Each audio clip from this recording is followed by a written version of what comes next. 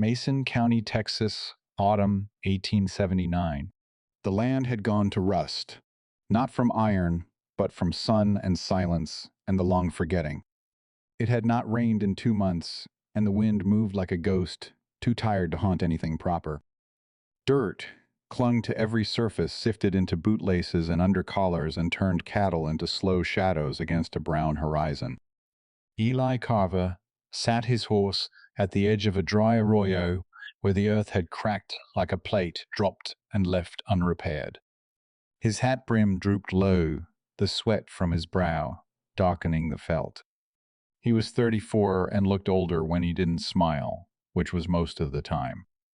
His left leg throbbed where a bullet had passed clean through 4 years ago at Palo Duro Canyon. It hurt worse when the wind changed, like it had now. He tugged his coat tighter. The morning was dry, but chilled sharp around the edges like glass. The kind of cold that snuck in under a man's skin and stirred up memories he had no use for. Below him, the road forked. To the west, back toward the town of Loyal Valley, where the saloon knew his name and his silence. To the east, toward the rocks and mesquite flats, where no one lived anymore. Except something moved. He caught it just as his horse shifted 3 shapes at the base of a cedar bluff, too small to be deer, too slow for coyotes.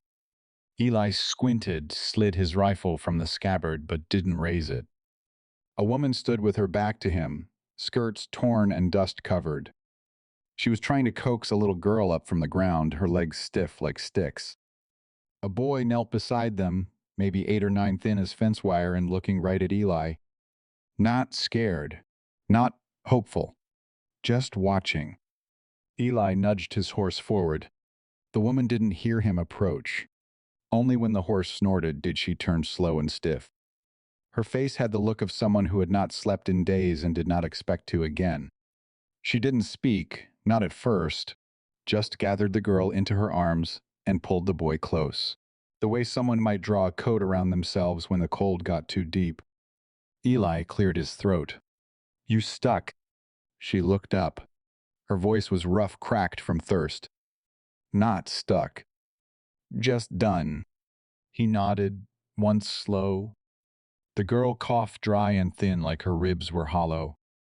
Eli glanced past them. No wagon. No horse. No bundles of food or water. He climbed down. "Name's Eli Carver," he said. "You got folks nearby?" "No." "You headed somewhere?"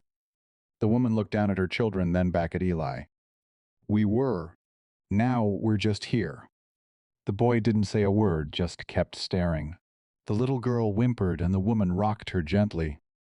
Eli looked away for a moment down at his boots, then back up. "You all eaten?" She didn't answer, which was answer enough. He moved to his saddlebag and pulled out what little he had: a small cloth of biscuits, a jar of dried peaches. The boy took them with a nod. Eli didn't ask more questions. There were stories too big to tell when a belly was empty. He reached for the girl, and though the woman flinched, she let him take her. She was lighter than his rifle. "We'll ride west. I know a place." He helped the boy up behind him, handed the girl back to her mother, and mounted. They didn't speak as they rode, just let the hoofbeats fill the air where words couldn't. Behind them, the land stayed silent. Ahead, it wasn't clear whether they were going towards something or just away from nothing. But Eli Carver had seen worse ends, and sometimes folks were lucky enough to find a beginning hidden in the middle of a hard stretch of ground. The shack sat on a low rise just outside Loyal Valley, leaning hard into the north wind, like it had fought too many winters and was ready to lie down. The door creaked as Eli pushed it open. The hinges had near rusted shut, but the inside was dry and warm enough once a fire got going. He'd built the place with his brother back when both of them still believed land could make a man whole. His brother was buried now 2 winters past. Snake bite. Quick and mean. Since then, Eli used the cabin only when town got too loud or his leg too sore. The woman stepped inside, holding the little girl close while the boy hesitated at the threshold, like he wasn't sure they were allowed. Eli didn't say anything, just set his rifle on the table and started stacking mesquite logs in the hearth. Once the fire caught, she sank onto the floor, her back to the wall. Her name, he learned then, was Claire. The children were Thomas and Mary. No last name given, and he didn't ask. They didn't speak much that night. He gave them what food he had, then pulled an old quilt from the trunk for the children. They slept tangled in each other like roots from the same tree. Claire didn't sleep at all. Eli saw her stare at the fire long past midnight, her hands wrapped around her knees, face still and unreadable. Just before dawn, when the wind dropped and the ashes glowed low, she finally spoke. "My husband died in the crossing," she said. "Flooded river north of Lampasas. He tried to pull the wagon out. Horse spooked. It rolled. Crushed his legs. Took him 2 days to die. No one came. Eli didn't move. Didn't offer anything useless like sorry or damn shame. Just waited. We buried him by a cottonwood. I carried what I could. Thought we could make it to Mason. Then the food ran out." Her voice cracked, but she didn't cry. "I didn't think we'd last another day." Eli looked down at the worn floorboards, then toward the fire. "You did." Claire's eyes lifted just barely.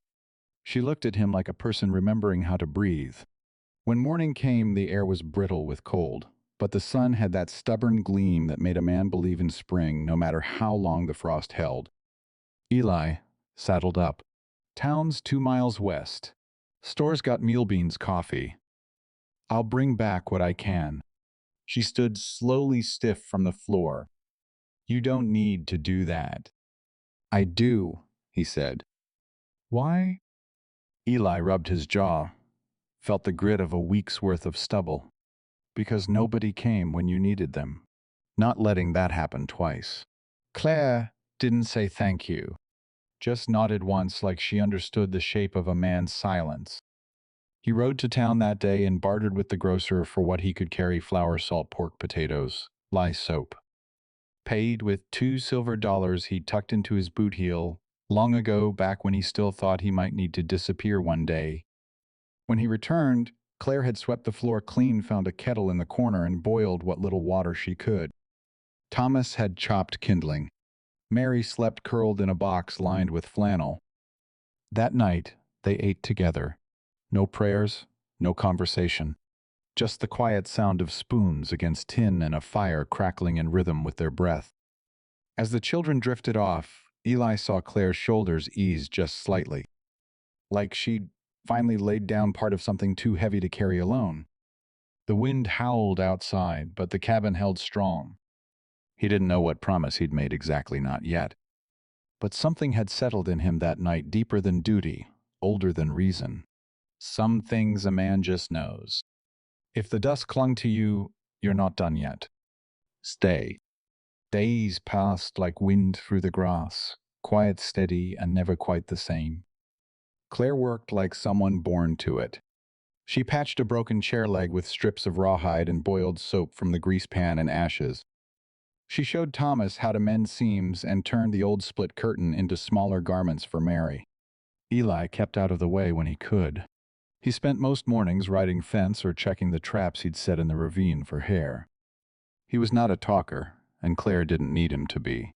That was part of the strange comfort between them. No one owed the other more than they could give. But things did begin to shift. One evening near sundown, Eli walked up from the creek with a string of fish and found Claire sitting on the porch steps brushing Mary's hair. Thomas was sharpening a stick with a dull knife, eyes focused like a man twice his age. "You ever think about leaving this place?" Claire asked, not looking at Eli. "Every other day," he said. "But never do." She nodded. "Why not?" He sat beside her and handed Mary a smooth stone from his pocket. "My brother's buried not far from here. I think maybe I stay because it's the only thing left that don't change." Claire didn't answer, but she reached down and placed her hand on the porch rail, fingers brushing the groove Eli had carved long ago. A small mark, but deep. The next day, the sky split with thunder, and a cold rain came down so sudden, Eli barely had time to pull the wagon canvas over the woodpile. The storm rattled the shutters and leaked through the chinks in the logs. Claire lit 2 lamps and boiled cornmeal for supper. The 4 of them sat close by the fire, steam rising off their shoulders. That was the first time they laughed. Not much and not loud. Mary spilled her cup and Thomas tried to clean it with his sleeve. Claire muttered something dry about men and their messes, and Eli shook his head, smiling at the floor. That small moment hung in the room like heat after a thaw. Later, after the children were asleep, Claire stood by the window, arms folded tight. Her voice was low. I dreamed last night I was still walking, still carrying her, and I couldn't feel my arms no more. Eli stayed quiet. She turned the lamplight soft on her face. But then there was this sound. Hoofbeats. Yours. He looked at her, really looked this time. That mean anything to you? Claire's mouth twitched, not quite a smile. Means I woke up. The wind howled through the trees. Eli tossed another log on the fire. He did not touch her, nor she him, but something passed between them. A slow, steady joining, not from need but from recognition. He saw it when she rolled up her sleeves without complaint, when she coaxed Thomas into smiling with nothing but a tilt of her voice. He saw the way she sat close to the children, knees touching, as if her body could still shield them from whatever the world had left. And maybe she saw something in him too. Eli Carver, who had not prayed in a decade, found himself whispering thanks under his breath when Mary's cough lessened, when Claire laughed in her sleep, when the days began to stretch longer with light. They had nothing solid between them yet. No vows. No promises. But they were starting to know each other the way 2 scarred people do, by watching, by listening, by remembering how to trust the silence. Spring came slow and stubborn, creeping in through the frostbit mornings, like a thief unsure if it was welcome. The creek thawed by mid-March, and the mesquite began to show green along its bony limbs. Claire planted a garden near the fence line, beans, onions, and a clutch of carrots in furrows so straight they looked like they'd been drawn with a ruler. Eli built her a scarecrow from an old coat and his brother's ruined hat. She didn't ask about the hat, and he didn't offer. Each morning fell into rhythm. Claire up first, feeding the children boiling water for coffee. Eli returned from the hills with fresh eggs, sometimes a rabbit or quail. By noon, Thomas had taken to trailing him, learning without asking, mimicking the slow, deliberate movements of a man who understood the land by the way he stepped on it. One day, while mending a bridle strap by the barn, Eli looked up to find Claire holding a pair of gloves she'd sewn from scraps of hide and old flannel. She held them out without a word. They were rough, but the stitching was tight. He pulled them on. Fit better than store-bought. Her eyes met his. Then you best keep your hands busy. That evening, as the children slept, Claire sat on the stoop sharpening a kitchen knife, the kind of domestic gesture that in her hands looked as serious as church. You always like it this quiet? She asked. Eli rocked back in his chair. No. Just got used to it. Claire ran the stone down the blade once more. Back home, the neighbors were so close we heard them argue every morning. That's why you left. She didn't answer right away. No. We left because the farm failed. Drought. Locusts. My husband said there was work farther west. I said I'd follow him anywhere. Eli nodded slowly. And now, she looked out over the dark hills. Now I'm here. And I ain't following nobody. The next morning, a rider came up the trail. Dust covered with a badge, pinned to his vest, and a look too direct to ignore. Sheriff Niles from Mason. Eli stepped off the porch, one hand resting easy near his sidearm. Got some folks asking about a woman and 2 children, the sheriff said. Said she left a note and took their wagon. Brother-in-law's been poking around, making noise about abandonment, inheritance, and property. Claire stood behind the screen door, motionless. Eli's voice was even. She's here. Not hiding, just surviving. The sheriff spat in the dirt. I ain't here to drag her nowhere. Just letting you know someone's stirring up trouble. Claire stepped forward, then chin high. If he wants me, he can come himself. And he can bring proof. Till then, I don't owe a thing to any man who sat warm in his house while mine died in a river. Niles tipped his hat, something like respect in his eyes. You'll be safer if you stay close to town. Trouble always finds the ones trying to outrun it. When he rode off, the air seemed tighter. Claire didn't say a word, just walked back inside and scrubbed the floor until her hands ached. That night, Eli stepped into the kitchen while she was rinsing the wash basin. If he comes, he said quietly, I'll stand between you and him. Claire turned. Her hands were red from lye, her face streaked with water that might have been from steam, might been from something else. Why would you do that? She whispered. He held her gaze. Because you're here, and that means something. They stood in the silence, the weight of it fuller than speech. Then Claire nodded just once. A quiet surrender, not to him, but to the idea that she no longer had to run alone. By mid-April, the land softened. Wildflowers began to creep up along the fence posts, bluebonnet paintbrush and firewheel bursting through the winter's ash like small defiant flames. Mary picked them by the apronful, laying them on the windowsill until the whole cabin smelled of warm meadow. Claire changed with the season, though not in any way a stranger would see. She still wore her hair tied back, still worked from dawn to dusk, but her face had lost that glassy, faraway look. She laughed now, quiet, short sounds that slipped out like they hadn't meant to, but they came more often.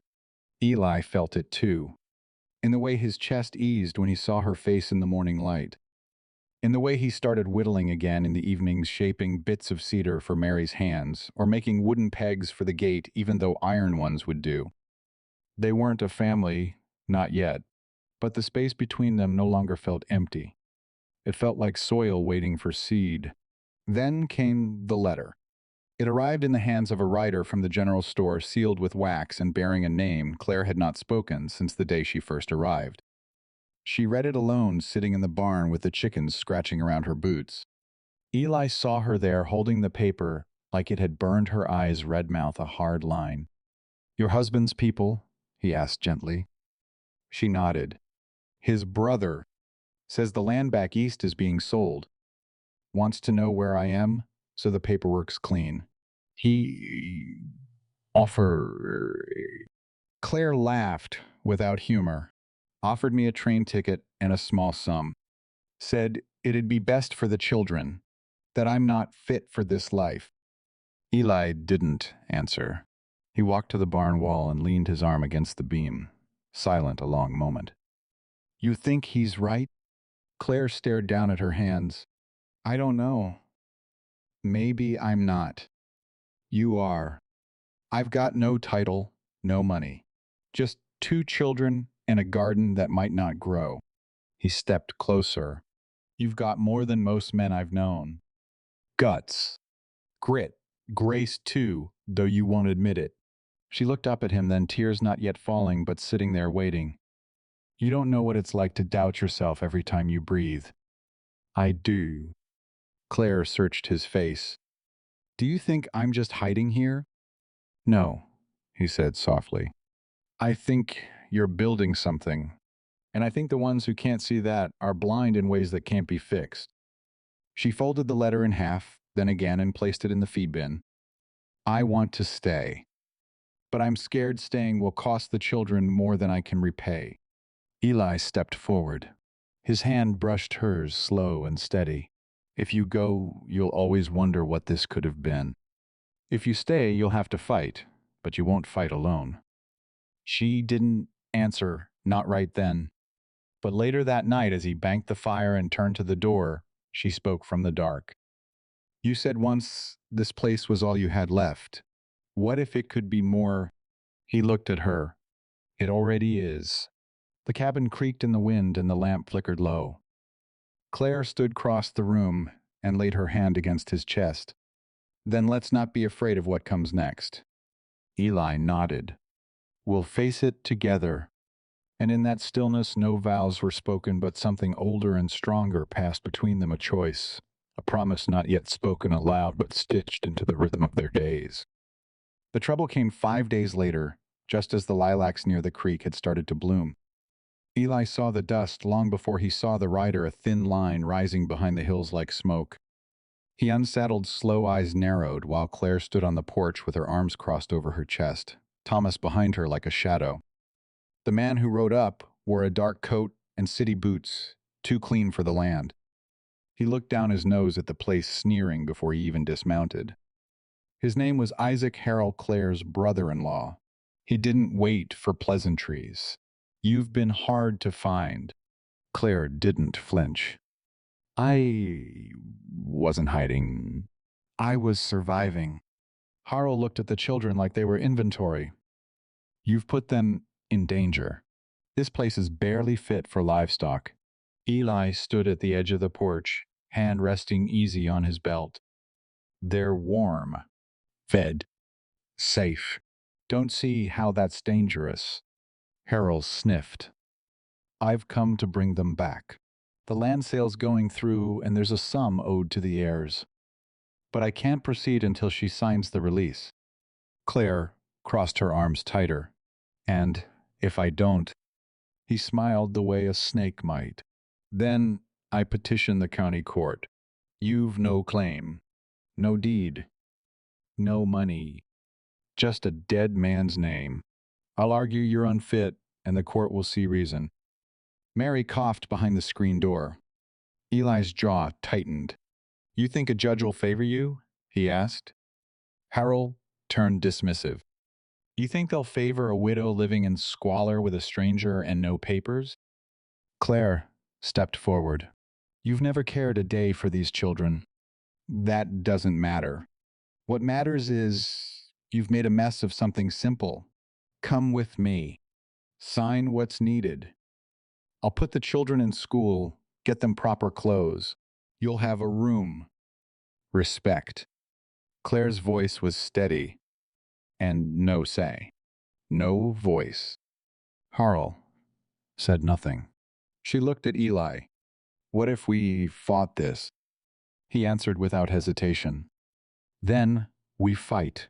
That night, they sat at the table, a candle flickering between them, the shadows long on the walls. Claire laid out what little she had, a folded letter, a marriage certificate, a page of names from the church back home. Eli brought his own 3 witnesses in town who knew her story, who'd seen what she'd built here with nothing but her hands and will. A sheriff who owed him a favor. They rode to town the next morning, children bundled in the wagon, heads down against the wind. At the courthouse, the clerk stared too long, the judge frowned too much. But the evidence piled higher than Harl's words. And Claire spoke clear and proud. I buried a man I loved beside a river, then carried 2 children across open country with nothing but faith. I fed them, warmed them, raised them when no one else stood by us. If you think that makes me unfit, then you don't know what fit looks like. By the time they stepped back into daylight, the papers were signed in her favor. The land sold. The money hers. The children hers. Nothing in writing tied her to Eli, but everything else did. On the ride back, Thomas reached across the wagon seat and took Eli's hand without a word. Claire turned her face to the wind tears lost in the dust. Later that night, Eli stepped outside. The stars were out, sharp, clean, familiar. Claire joined him, blanket wrapped around her shoulders. He's gone, she said quietly. I should feel free. I do, but I'm also tired. Bone tired. You can rest now, Eli said. Claire leaned against him. Not yet, but soon. And not alone. He put his arm around her, not as comfort, not as question, as truth. The world hadn't changed. It was still hard, but so were they. Spring gave way to early summer when the mornings came soft and golden, and the grass underfoot finally had weight to it. The garden grew slow at first, then all at once. Beans climbed stakes like they meant it. Potatoes fattened under the dirt. Even the stubborn onion rows straightened under Claire's care. Eli added a second window to the cabin, not because it was needed, but because the light deserved to be let in. By then, the children had carved new habits into the place. Mary took to following Claire with a small apron and two wooden spoons, declaring herself the helper in a voice so serious it made Eli chuckle without meaning to. Thomas woke before dawn, most days feeding the hens, carrying water, practicing rope knots with Eli until his fingers were raw. They still didn't speak often about the past, but it lived between them, shaping everything they touched. One night after the children were down, Claire stood barefoot in the doorway, watching the moon rise over the field. She held something in her hand, a piece of paper worn at the edges. "I've been writing," she said. "Letters I never send. To him." Eli didn't ask which him. "Sometimes I feel guilty," she went on, "for being here, for surviving, for loving this life now." He stepped beside her. "That's not guilt. That's memory." She looked at him, her eyes full but steady. "Do you ever think about leaving, really leaving?" He shook his head. "Used to. Every time the wind changed. Thought maybe I'd ride west, see the ocean." But this, he nodded toward the small lit cabin, the curl of smoke, the distant murmur of the creek. "This feels more like something I built than anything I ever did before." Claire leaned her head against his shoulder. "I want to build too. Not just survive. Not anymore." "You are?" he said. "You have." The next morning they loaded the wagon and rode to town. This time, not for supplies or to face down trouble, but to buy lumber. They'd decided together that the cabin needed more space. A room for the children. A place for a table bigger than 4 chairs. A porch deep enough for sleeping on hot nights. Claire traced the plans. Eli sketched in the dirt walls, beams, window frames, and added her own ideas: shelves for books, hooks for coats, a cupboard to keep mice out of the flour. As the weeks passed, neighbors came with hands and tools. A widow brought nails. A young couple lent their oxen to haul the heavier cuts of pine. Someone left a sack of oats on the steps, no name given. One afternoon, while Eli hammered down the last roof slat, Thomas ran up the hill, shouting. Mary followed behind, waving something that glittered. It was a ring. Small, simple, gold, worn dull by time. Claire's wedding ring. "I thought I lost it," she said, breath caught in her throat. "It must fallen in the field that first day." Eli took it from Mary's hand, brushed the dirt from the band, and held it out. Claire stared at it, then at him. "I'll wear it," she said, "but not to remember what I had. To honor what I've found." He reached into his pocket, pulled out a length of twine. "Then maybe I'll tie this around mine until I can give you something better." "You already have," she said. The sun dropped low behind them. The new walls cast long, sure shadows. And for the first time, they weren't living day to day. They were building. Summer deepened, thick with heat and bees and the hum of living things that no longer had to fight to grow. The cabin, now doubled in size, sat sturdy on the rise like it had always been meant to be there. The new roof didn't leak. The porch didn't groan. There were curtains on the windows and a ladder that led to a loft where the children slept, whispering late into the night, like they'd invented the idea of dreaming. One morning, Eli found Claire bent over the garden, her back slick with sweat and one hand pressed against her belly. "You all right?" he asked, crossing the yard. She looked up, not startled. "Just dizzy." "You eat this morning?" She nodded. "Toast. Jam." "I think it's not that." He waited. She stood slowly, wiped her hands on her skirt, then met his eyes. "I think I'm with child." The words settled between them like dust after a long ride. Eli didn't move. His heart thudded in his chest, not with fear, but with something wider, heavier. "Yours," she added, in case there was any doubt. Eli let out a breath he hadn't known he was holding. He reached for her hand, curled his fingers around it. "Good," he said. "That's real good." Claire nodded once, then again, her eyes wet but not falling. I didn't plan on this. Neither did I. But I'm not scared. Not anymore. That night he carved another beam for the porch, marked it with a notch, same as he had for Thomas and Mary. 3 now. 3 souls under one roof. The community took notice. Mrs. DeWitt from across the valley brought a cradle. A preacher stopped by, asked if they'd like to formalize things. Eli just looked at Claire and she smiled. We already did, she said. Still, one Sunday in August, they dressed in their best. Eli in a stiff white shirt, Claire in a faded blue dress that once belonged to her mother, and stood beneath the cottonwood at the creek's edge. The same tree Claire had mentioned that first winter, the one she'd buried her husband near miles to the north. This one, she said, was different. This one would grow with them. The vows were short, the promises already made, but the moment felt full and quiet, like God had come just to sit with them a while. Afterward, they returned home to a supper laid out by half the county pickled beans, stewed chicken sweet rolls. Children ran in the grass. Claire laughed hard enough to cry. Eli stood on the porch with Thomas beside him. You reckon this is what it's supposed to feel like? The boy asked, not looking up. Eli placed a hand on his shoulder. Don't reckon I know, but it's what we got, and that's enough. The sun dipped, low, casting long shadows across the hill, catching the edges of the porch, where Claire now sat, one hand resting easy on her belly, the other holding Mary's small fingers. A life once broken and scattered, now grown back in the shape of a home. The first frost came early that year, skimming the windows in pale lace and silvering the fields like a dream. The garden had already been cleared, roots, pulled soil, turned and covered.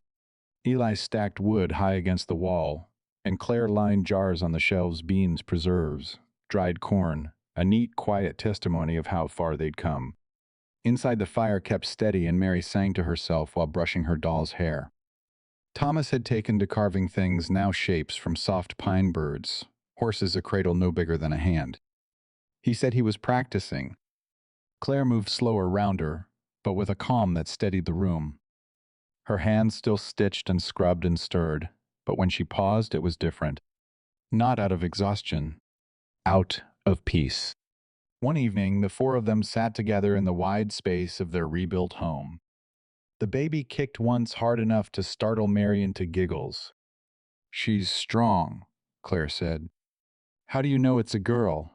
Eli asked, teasing. Claire raised an eyebrow. I know. Eli looked at her a long time. Then I reckon she'll do just fine in this world. Later, after the children had gone to bed, Claire stepped out onto the porch and stared up at the sky. The stars were thick and close, like you could reach up and touch one if you wanted it bad enough. Eli joined her without a word. He didn't need to speak. She leaned into him and they stood together, listening to the quiet they'd earned. This place, she whispered. It saved me. No, he said gently. You saved yourself. This place just gave you room. They stayed out until the wind rose sharp and clean with the promise of winter. Behind them, the fire glowed steady, and the cradle Thomas had helped build waited by the hearth. Soon there would be long nights again. Bottles and cries and the ache of sleepless hours. But they weren't afraid. They had faced worse. They had each other. And now they had a future wide as the horizon. Claire turned toward the doorway, hand resting over her belly. Come in, she said softly. It's warm. Eli followed, and the door shut gentle behind them, sealing in the light. The West rewards patience. Subscribe and wait with us.